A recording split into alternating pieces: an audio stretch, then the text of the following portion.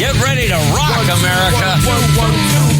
It's the Smith and Milano Podcast, brought to you by Treehouse Comedy Production. Here's R.C. Smith and Lou Milano. Hey, Merry Christmas, man. Merry Christmas, my friend. How are you doing? Yes, I'm doing great. This could be a new Christmas tradition. People wake up on Christmas morning. They get up, they open their gifts, they have breakfast, they nap a little bit, and then they listen to the Smith and Milano Podcast. It's a great idea. I think that's a Christmas tradition right there. Gather the fam around the Yule and listen up. And by the way, for those of you that don't celebrate Christmas, we don't care. It's enough already with everybody and all their different things. But happy Hanukkah and Kwanzaa to and you. all that stuff. Whatever you celebrate, Merry Christmas. Yes, man. Come on, because it's Christmas Day. Well, yeah. Have you ever encountered anybody where you say, hey, Merry Christmas? They go, I don't celebrate Christmas. Right, You know, I don't give a shit, all right? Happy whatever it is you celebrate on the day that's happening. There you go. But on Christmas, Merry Christmas. Very insensitive and blanketed statement there. Damn right. I like it very much. I am Lou Milano, a radio personality and charcuterie enthusiast. Wow. Yeah. Look at you. And I am R.C. Smith,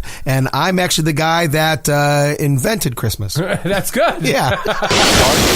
5, 4, 3, 2, 1, and liftoff. This is The Five with Smith and Milano. Houston, Atlanta, roll program. 5 topics, all funny shit. Here's number 1. All right, the first one here this morning on the Smith and Milano Christmas Spectacular is weird Christmas facts. I found this on Inc.com. Did you know December 25th was originally a pagan celebration? I knew that.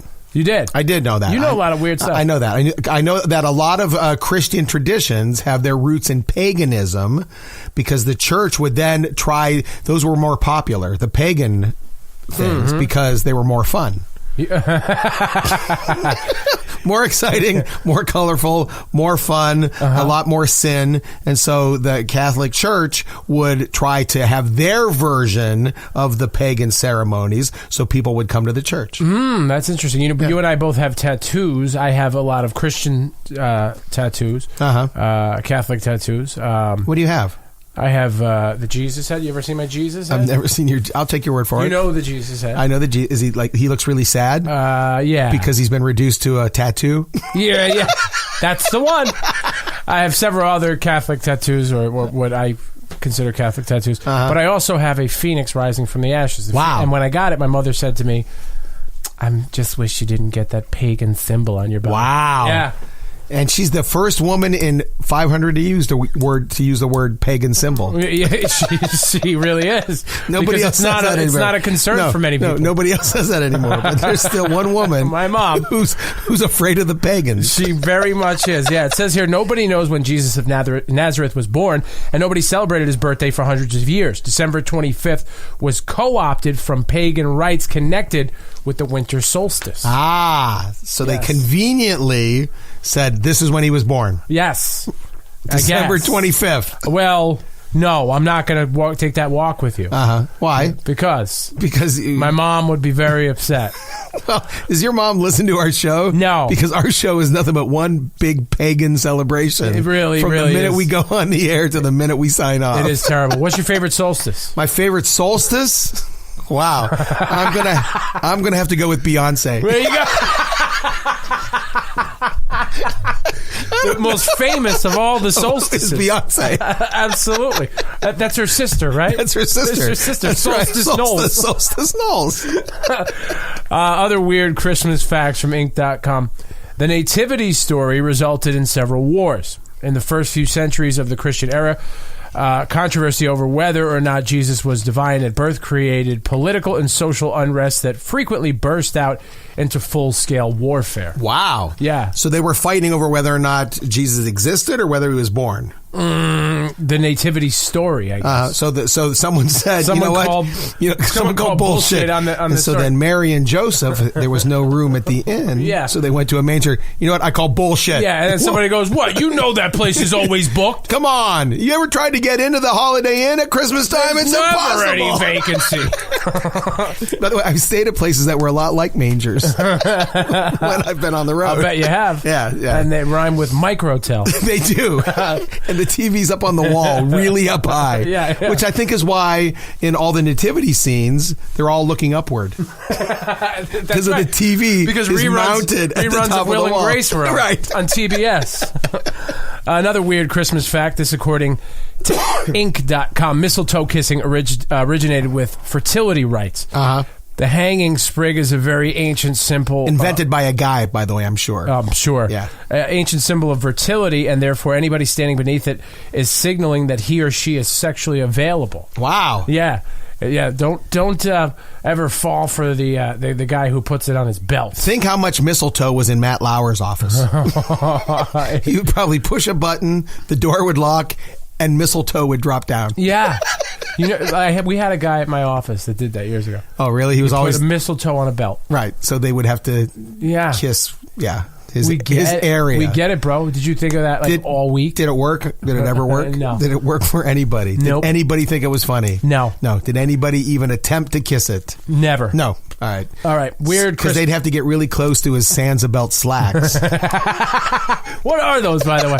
I've always wondered. The belt is built in. The belt's built in? Yeah. They're basically beltless slacks. A slack with no... But what are slacks? Slacks are like polyester or cotton pants. Really? Yeah. So it's a particular... Because I thought slacks were just pants of any kind. That's just an old person way of saying pants. No, I think slacks are more of like a dress pant than anything. There's a pant? Yeah. I thought everything was pants. Now there's a pant? I thought a pant was just a ruined half pair of jeans. You know what that is? That's the executive. It's the beltless raincoat. Cheap fabric and dim lighting. That's how you move inventory. I know a Chinaman that'll do it for half that price. Morty Seinfeld, by the way, folks. Santa Claus originated in a newspaper ad. Far from being a quaint medieval legend, Santa Claus first appeared as a recognizable entity. Oh, I know this. Okay. I know this. I know what the advertisement was. Go ahead. Coca-Cola. It doesn't say. What? It was Coca-Cola. Recognizable entity in a newspaper ad for toys and gift books in the mid-19th century. So the 1800s. But this is just, listen, this is Inc.com. I'm not saying these things because there is a St. Nicholas. Yeah. But was this stuff attached to him after the fact? I feel like that's kind of the deal here, right? I think it was. All right. We got that shit covered. Number 5, the list of weird Christmas facts from Inc.com. Christmas is only recently a family holiday. Christmas was originally celebrated as an adult form of trick-or-treat, but with the treat consisting of booze and the threatened trick consisting of bodily harm or destruction of property. We so got to bring that back. We got to bring it back. I am bringing that back. Oh my God, that's Christmassy. That is what I want to be involved with. So people would go door to door? Is that what would happen? Anything about door to door. No, you'd gather with loved ones. Okay. Right? And but only adults, it sounds like. And you would either get something to drink or you would get the shit beat out of you? Your thing makes more sense. Yeah. It's an adult form of trick-or-treat. So right. it's butt cold out. You head out, I would imagine, in packs in case the treat doesn't go and so what? So you go to someone's door and knock on the door and they have to come out with booze? With booze. And if they don't give you booze, you beat the shit out of them? Maybe that's it. I'm all for that. I'm all for whatever it is. God, because any form. I'm ready to hit my wife when we're out of bourbon. You get to do both. A little bit of both here. Number 6, weird Christmas facts from Inc.com. We Wish You a Merry Christmas was originally a threat. No kidding. The ever-popular song was originally sung loudly and repeatedly by crowds of rowdy, lower-class servants demanding booze from their masters or else. We won't go until we get some. We won't go till we get some. We won't go till we get some. We won't go until we get some. So and if we don't, we'll kill you. No, then it's so give us some now. All right. Now, those are the words. The motivation for people back in the day. And just the fact that they thought singing was enough to get people to give them what they wanted. I bet you they got it. It was a little innocent. If you're sitting and chilling, but they were probably really drunk. If you're in your cottage and everybody in the neighborhood knows you got a metric fuck ton of booze in there, right? and they want some booze, and they show up 30 deep singing that song, you're going to be giving. It's probably really sure, exactly like that. The world was messed up, but also sounds very exciting. It sounds like it sounds like it'd be an exciting time. Yeah. Well, back then, obviously, you could just beat the shit out of people for no reason. But it sounds like everything was acceptable. Was drink. Yeah. Again, which I'm for. I'm all for drinking, and I'm all for just beating up people for no reason. We need to bring that back. We need to bring that back. There you go. Try it tonight. Yeah, because and then after you're done beating them up, just go, Merry Christmas. And that just makes it all so much better. If you're wishing them a Merry Christmas.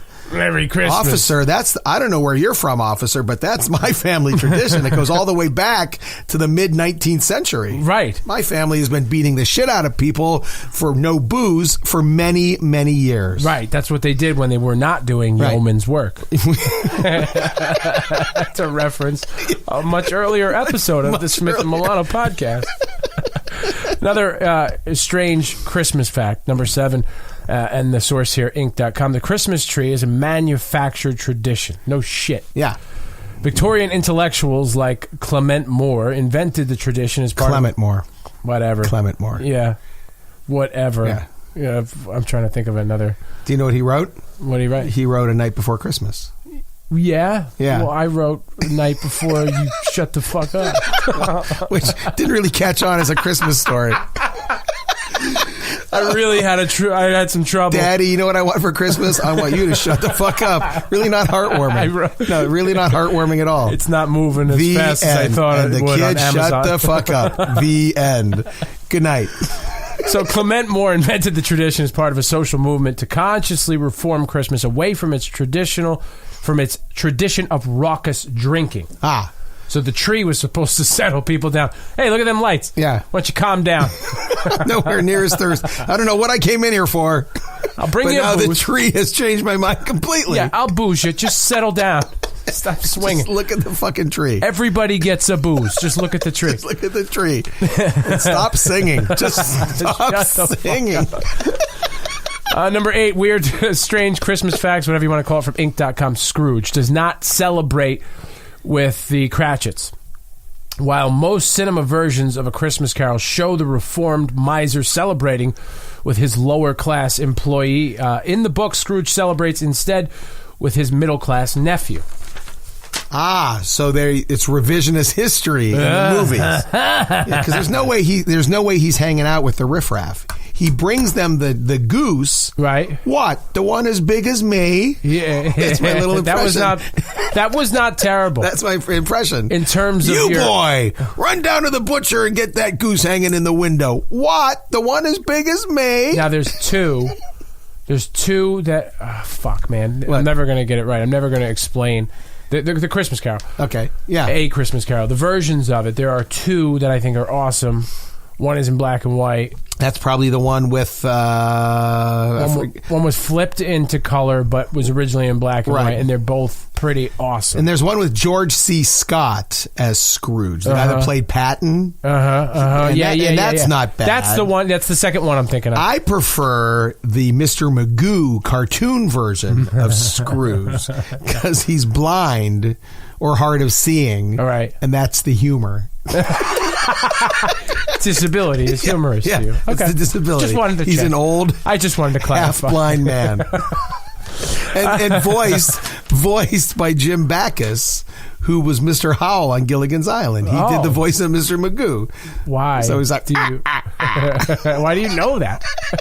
I know a lot of shit You do. that nobody cares about. That's a strange Christmas fact. RC knows the Mr. Magoo version of A Christmas Carol features William Backus. No, Jim Backus. Whatever. It sounds like it should be a William. And who did he play? Clement Moore.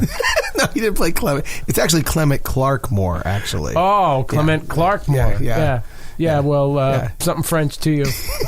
I don't think he was French. I think he was English. Well, it seems like the way you're correcting me... You know what? He might have been American. The way you're correcting me, you seem French. Yeah. You know what? Now, this is where I start the tradition of beating the shit out of you. So get ready. Start giving you booze. Get ready. Just spitting up my teeth like chiclets all over the floor. I'm like, Merry Christmas! Merry Christmas! Merry Christmas!